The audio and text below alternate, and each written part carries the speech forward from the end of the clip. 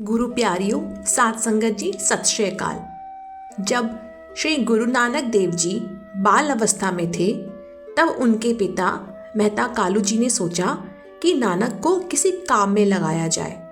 यदि नानक कोई काम करेगा तो घर में माया आएगी। इसलिए पिता मेहता जी नानक से कहते हैं कि नानक, तुम गायों और भैंसों को चराने ले जाया करो। नानक ने अपने पिता की यह बात बहुत ध्यान से सुनी और कहा, पिताजी, सत्य वचन, मैं कल से गायों और भैंसों को चराने ले जाया करूंगा। अगली सुबह धन धन श्री गुरु नानक देव जी बाल अवस्था में गायों और भैंसों को चराने ले जाते हैं। गुरुजी एक पेड़ के नीचे आराम करने लगते हैं और पशुओं को चरने के लिए छोड़ देते हैं।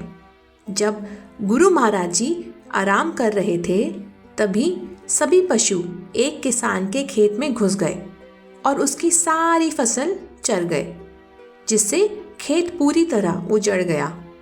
जब किसान ने देखा कि उसकी फसल नष्ट हो गई है तो उसकी नज़र श्री गुरु नानक देव जी की गायों और भैंसों पर पड़ी।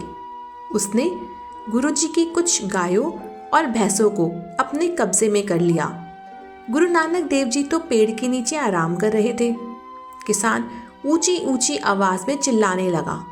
उसकी आवाज सुनकर गुरुजी ने आंखें खोली और उठकर कहा, ये मेरी गाय और भैंसें हैं।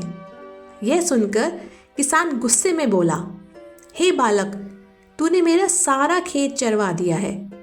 मेरे नुकसान का हर्जाना भर। अगर तू हर्जाना नहीं भरेगा तो मैं तुम्हें तलवंडी के राजा के पास ले जाऊंगा। तलवंडी के राजा राय बुलार थे।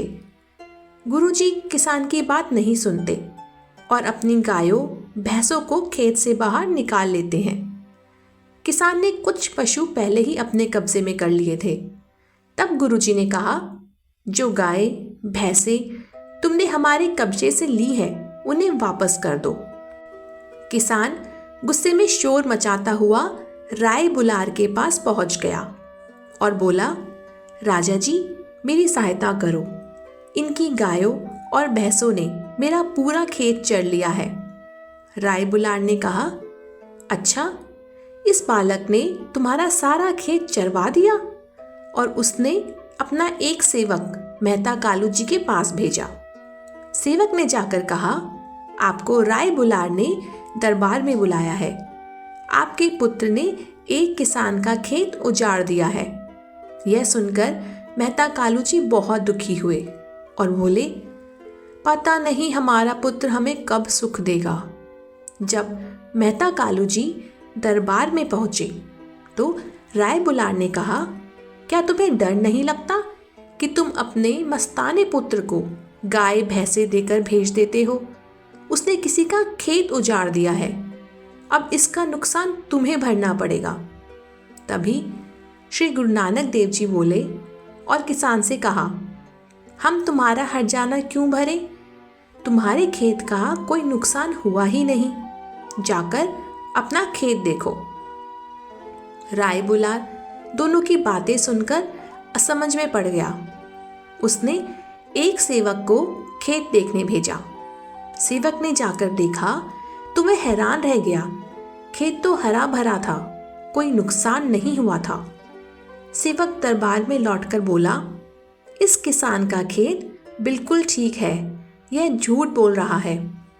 यह सुनकर किसान हैरान हो गया। वह स्वयं खेत देखने गया और देखा कि उसका खेत सचमुच हरा भरा है। वह गुरु नानक देव जी की कृपा को समझ ना सका और शर्म के कारण दरबार में वापस नहीं गया। उधर गुरुजी ने अपने पिता से कहा, चलिए पिताजी, अब घर चले। राय बुलार ने यह गुरुजी का पहला कौतुक देखा। एक और दिन बैसाख का महीना था। गुरुजी रोज गाय भैंसे चराने ले जाते थे। दोपहर की तेज गर्मी में वे एक घने पेड़ के नीचे आराम करने लेट गए। हवा चल रही थी और गुरुजी को नींद आ गई। कुछ समय बाद पेड़ की छाया दूसरी ओर हो गई और सूर्य की तेज किरणें गुरुजी के सुंदर मुख पर पड़ने लगी। तभी उस पेड़ के पास से शेषनाग निकले। उन्होंने देखा कि तेज धूप गुरुजी के मुख पर पड़ रही है। उन्होंने अपना फन फैलाकर गुरुजी के मुख पर छाया कर दी। उसी समय तलवंडी के राजा राय बुलार अपने सेवकों के साथ वहां से गुजर रहे थे। यह दृश्य देखकर वे आश्चर्यचकित रह गए। उन्होंने सेवकों से कहा, जाकर देखो ये बालक कौन है। सेवकों ने जाकर देखा और कहा, हुजूर, ये पटवारी मेहता कालू जी का पुत्र है। सेवकों को पास खड़ा देखकर शेषनाग वहां से चले गए। शोर सुनकर गुरुजी की आंखें भी खुल गई। तभी राय बुलार जी भी वहां पहुंच गए। गुरुजी ने उन्हें प्रणाम किया। राय बुलार जी घोड़े से उतरकर गुरुजी का मस्तक चूमने लगे और उन्हें गले लगा लिया।